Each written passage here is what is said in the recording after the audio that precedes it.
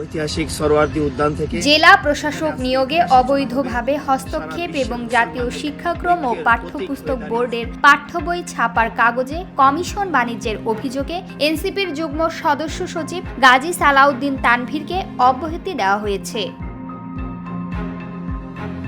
সোমবার ২১ এপ্রিল এনসিপির যুগ্ম সদস্য সচিব সালেউদ্দিন সিফাত স্বাক্ষরিত এক বিজ্ঞপ্তিতে এ তথ্য জানানো হয়। বিজ্ঞপ্তিতে বলা হয়, উপযুক্ত বিষয়ের প্রেক্ষিতে আপনাকে জানানো যাচ্ছে যে ১১ মার্চ ২০২৫ তারিখে জাতীয় দৈনিক ইনক্লাবে প্রকাশিত প্রতিবেদনে আপনার বিরুদ্ধে জেলা প্রশাসক নিয়োগে অবৈধভাবে হস্তক্ষেপ এবং জাতীয় শিক্ষাক্রম ও পাঠ্যপুস্তক বোর্ডের পাঠ্য বই ছাপার কাগজে কমিশন বাণিজ্যের অভিযোগ উঠে এসেছে। এই বিষয়ে কেন্দ্রীয় শৃঙ্খলা কমিটির প্রধানের নিকট আগামী ৭ দিনের মধ্যে লিখিতভাবে যথাযথ ব্যাখ্যা প্রদান করতে এবং আপনাকে কেন দলে স্থায়ীভাবে বহিষ্কার করা হবে না জানতে চেয়ে কারণ দর্শানোর জন্য জনাব মোহাম্মদ আহ্বায়ক নাহিদ ইসলাম ও সদস্য সচিব জনাব আখতার হোসেন নির্দেশ প্রদান করেছেন।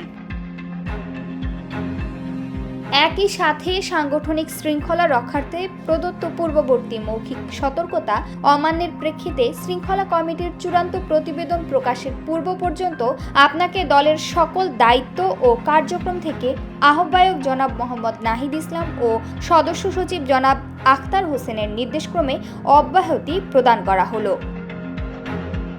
প্রমা কান্তা কোয়েল, বার্তা 24।